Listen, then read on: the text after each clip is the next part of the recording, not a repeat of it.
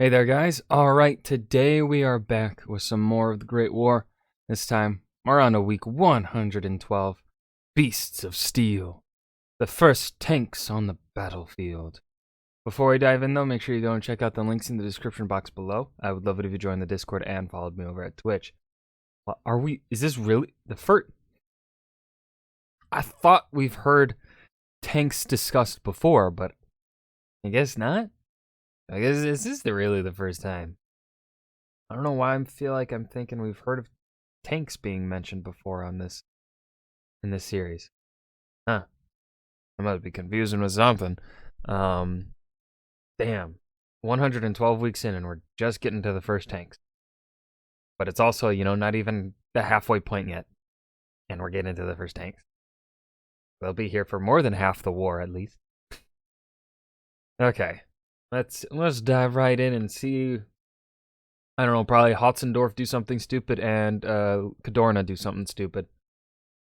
Probably every single general except for the German and British ones do something stupid. Well, no, the British have been doing some pretty stupid stuff. The French have been fairly competent, actually. The French have been. I think if I were in the boots of the French generals, probably be doing the same stuff as them with, context of the situation. I think I'd probably, if I had the, same knowledge as the French generals and all that, don't got my hindsight, I'd probably be doing the same thing as the French. The British, Austro-Hungarians, Italians, and Russians. And actually, no, I'm going to give the Russians a pass. The Austro-Hungarians and Italians and Ottomans in particular, no, they're just fucking stupid. They're just fucking stupid. The British, 50-50. The Russians, actually, I think better than. The Russians haven't been doing really anything stupid. They just don't really have the quality of troops compared to their generals are just not as good as the Germans generals.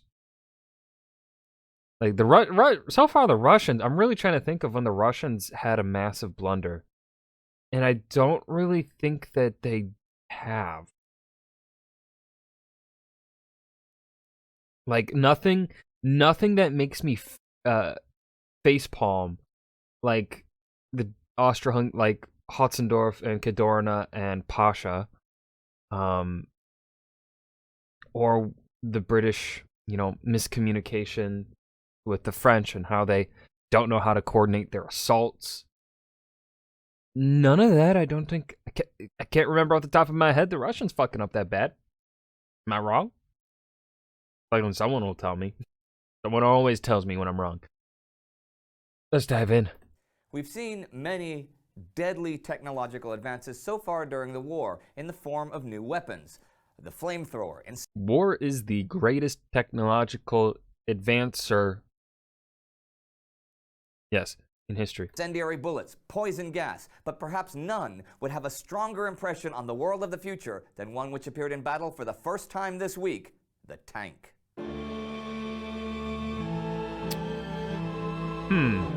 I don't know. I mean, if we look at modern war, planes, air superiority is more important than tanks. But really, modern war is tanks and planes. It's not really boots on the ground until you get into a populated. Yeah, it's air superiority for the modern day. World War II. I'd also argue World War II was air superiority. Especially by the end.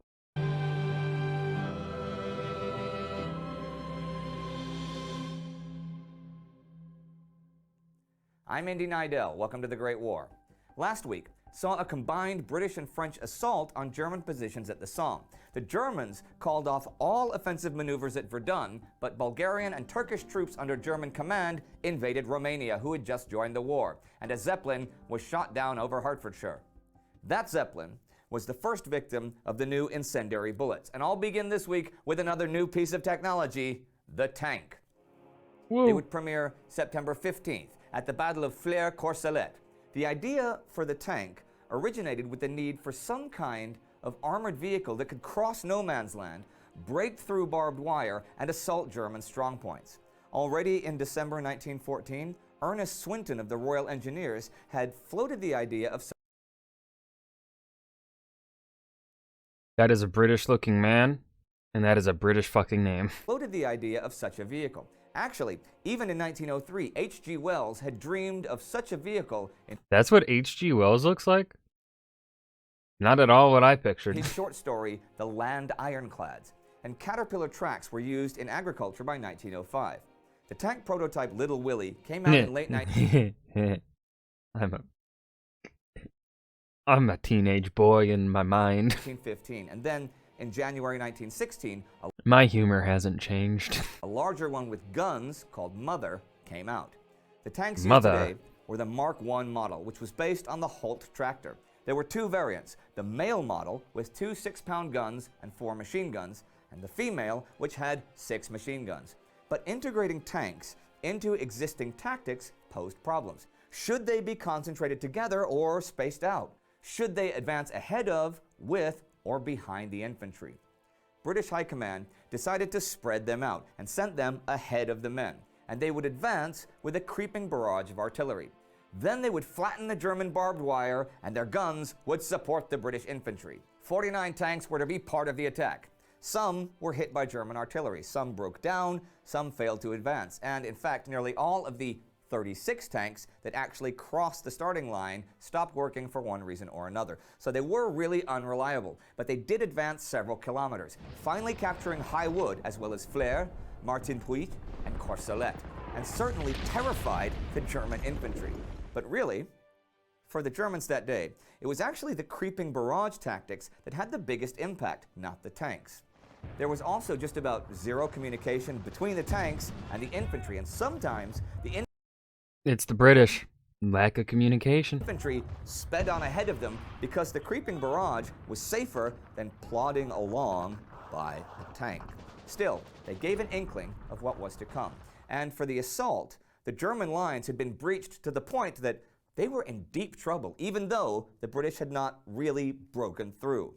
After this, though, Winston Churchill, who had enthusiastically backed the development of the tank, wrote to Admiral Jackie Fisher, now both of them were out of office at this point, "My poor land battleships have been let off prematurely and on a petty scale. In that idea resided one real victory." But British Commander-in-Chief Sir Douglas Haig was impressed enough to ask the War Office for 1,000 more. There was some other important action at the Somme this week. Back on the 9th was the Battle of Ginchy. The 16th Irish Division was given the job of finally taking the village.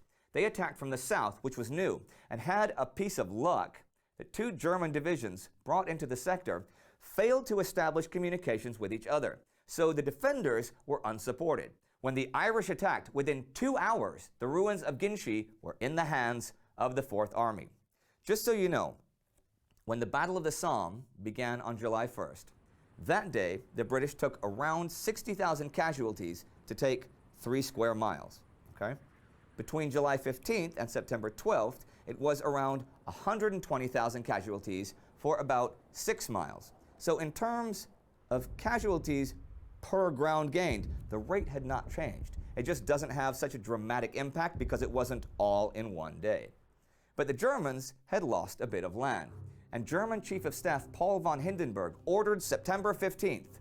The main task of the armies is now to hold fast on all positions on the Western, Eastern, Italian, and Macedonian fronts, and to employ all other available forces against Romania.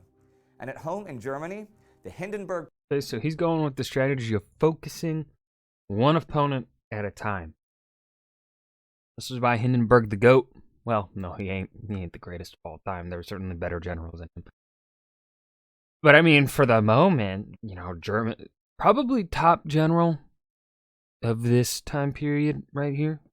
wager? Program was underway to remobilize the German army, recruiting German labor and forcibly deporting 700,000 Belgian workers to Germany.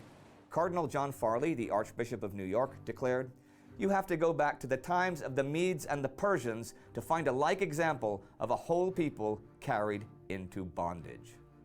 President Woodrow Wilson protested Fuck this Wilson. through Ambassador to Berlin James Gerard and told him to raise the issue with German Chancellor Theobald von Bethmann-Helveg. Gerard said, "There are Belgians employed in making shells contrary to the rules of war and the Hague Conventions." "I don't believe it," was the reply. Gerard said, "My automobile is at the door. I can take you in 4 minutes to where 30 Belgians are working on the manufacture of shells." The Chancellor declined this invitation. There was new action to the south this week as the Italian front was once again active. Italian Army Chief of Staff Luigi Cadorna launched the 7th Battle of the Isonzo River. You know what? One thing that I think we should take a moment to really think about here. What is the difference between the Germans forcing the Belgians to work in the production of the German war machine and the British using Indians to work for the British war machine? In my eyes, they are the same thing, even though India has been under rule of the British for direct British rule for about 50 years by now. Like it was 1860s or 1870s when the crown took direct control from the company, I think. Like, to me, there's no difference. The Indians are, at this point in time, an occupied people because they are colonized. The Belgians are an occupied people. Neither side should be using them.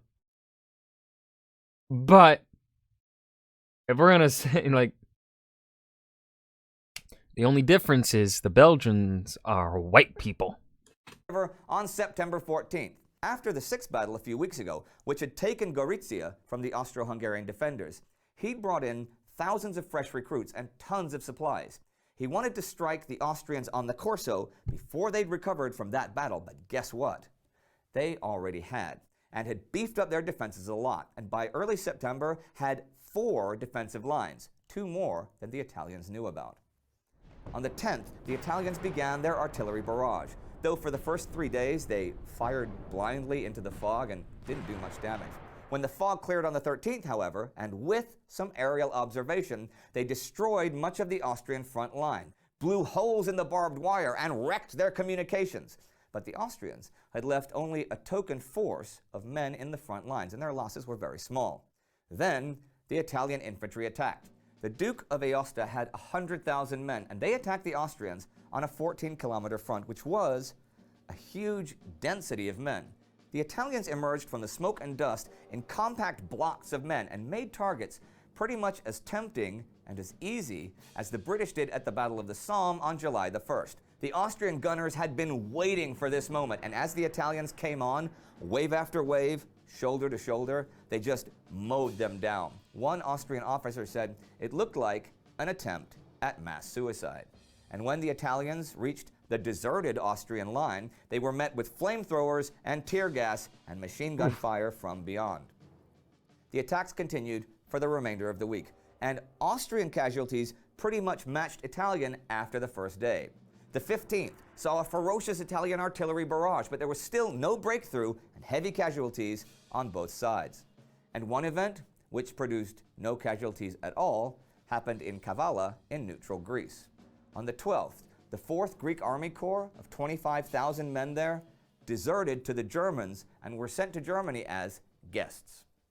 This, as you may guess, provoked a public outcry in Greece. 2 days later, Kavala was occupied by the Bulgarians. And on that front, the Salonika front, French General Maurice Sarrail began a new offensive on the 12th with a 5-nation army: Serbian, Russian. You really gotta feel bad for Greece here.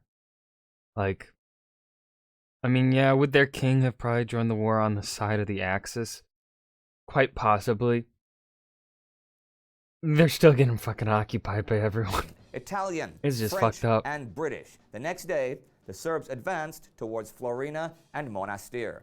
And we reached the end of another week of war. New offensives in the Balkans and on the Italian front. The Germans deciding to only launch offensives in Romania for the time being and forcing hundreds of thousands of foreigners to build their weapons. The Irish on top at the Somme and the debut of the tank. The tank. Now, I know a lot of you have been waiting for this week's episode because of that, so there you are. One of the greatest and most advanced machines of destruction is now a battlefield reality, and they will continue rolling, machine guns blazing away, and the French will use them, and the Germans will use them, and then after the war they'll be improved, and in all of the devastating conflicts of the 20th and 21st centuries thereafter, they will be there. The symbol of military destruction, the symbol of awe-inspiring devastation, the symbol of modern war. If you want to find out more, I would definitely agree with the statement that if you look at a tank, that is the symbol of modern war and not the plane. But I would say the plane is still most critical for modern war. about the development and history of the tank, you should check out our special episode about them. I'll think about it. Beasts of Steel, the first tanks on the battlefield, the Great War, week 112. I have nothing to add here at the end. I hope you guys enjoyed. Remember to hit that like button and subscribe for more. And I will see you guys in the next video. Peace.